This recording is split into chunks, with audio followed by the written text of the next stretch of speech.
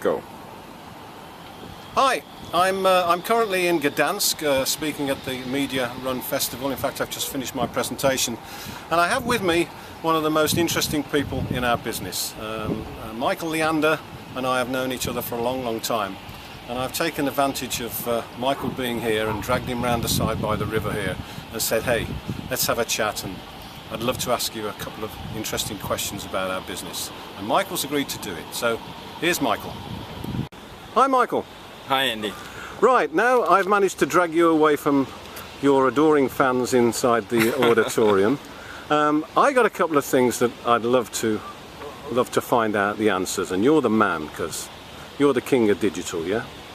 And what intrigues me is, where is digital going, Michael? Where do you think it's going? If we were doing this interview in let's say just a short period, let's say 5 years, what would have happened in that 5 years? I think what's going to happen is logical, actually. I think, first of all, this whole digital space is very search driven, as you may know.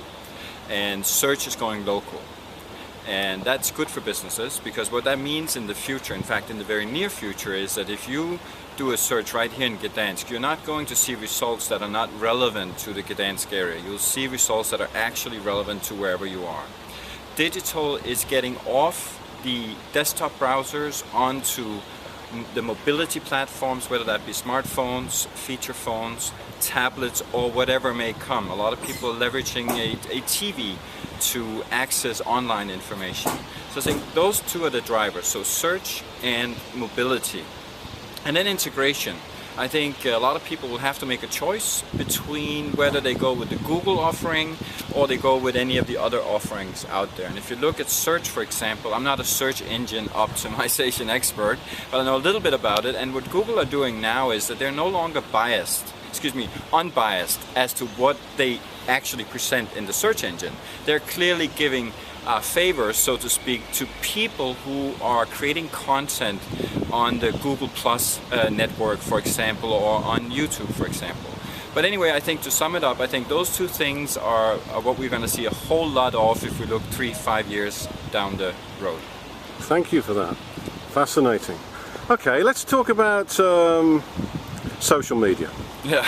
Let's talk about Facebook and Twitter, yeah? Yeah.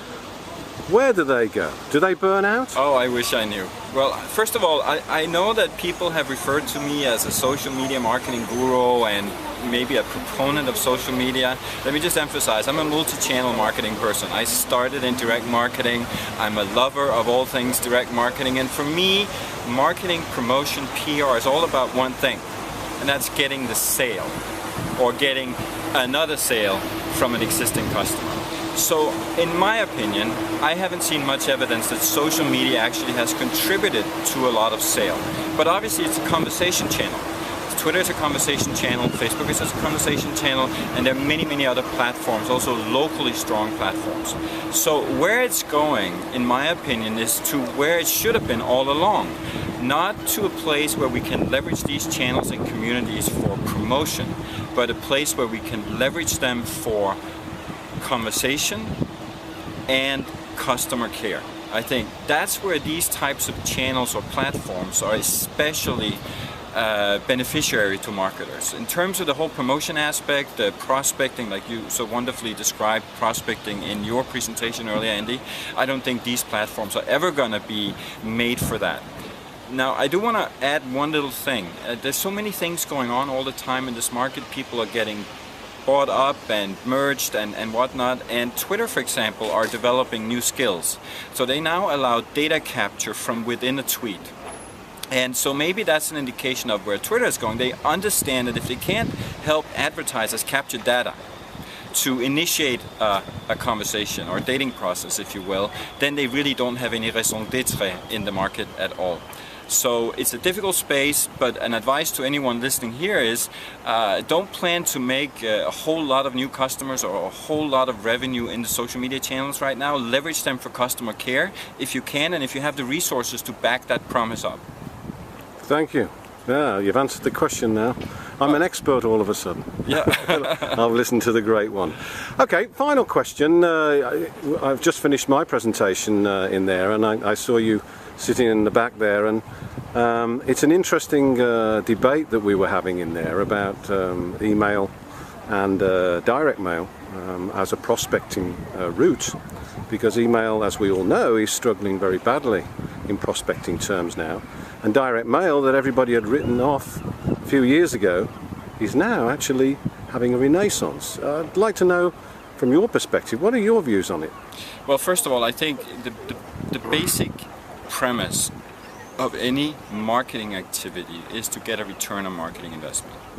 Unfortunately, marketing departments are driven by or managed by fear, so large-scale investments are sort of limited to the few select large organizations that dare to say we'll invest 100,000 or whatever the amount is in any given channel. And that is one of the problems that marketers had with direct mail. So they were looking at email on one side, which cost them next to nothing, and then they're looking at direct mail campaign on the other hand, which would cost them a lot of money in terms of investment up front. But reality is direct mail has always delivered if you do it well, and email, as you said, has not always delivered. It is working for some people, but for most people they aren't seeing the traction that they should. So for me, I think I'm not surprised that direct mail is having a renaissance, that it's growing again.